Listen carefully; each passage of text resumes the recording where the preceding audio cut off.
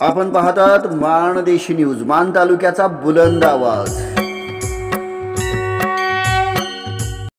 वाकीवर कुठे येथील जुगार अड्ड्यावर छापा, 1,72,290 रुपयाचा मुद्देमाल जप्त करून 7 आरोपींना मसवड पोलिसांनी केली अटक।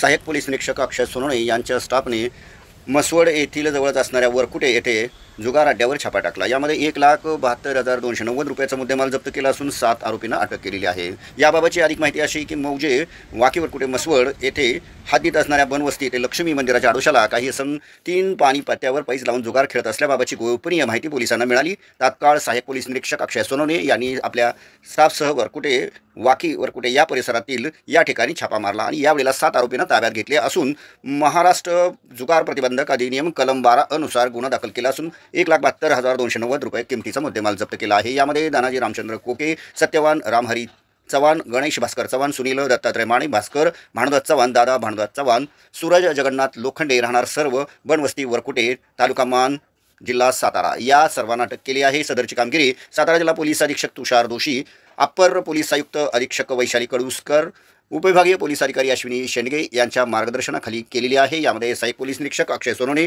अमर नारनवर, रुपाली फडतरी, नवनाथ शिरकुळे, अनिल वाघमोडे, वासिम मुलानी, विनोद सपकाळ, महावीर कोकरे यांनी या कारवाईत भाग घेतलेला आहे। आपण पाहतात मानदेशी न्यूज।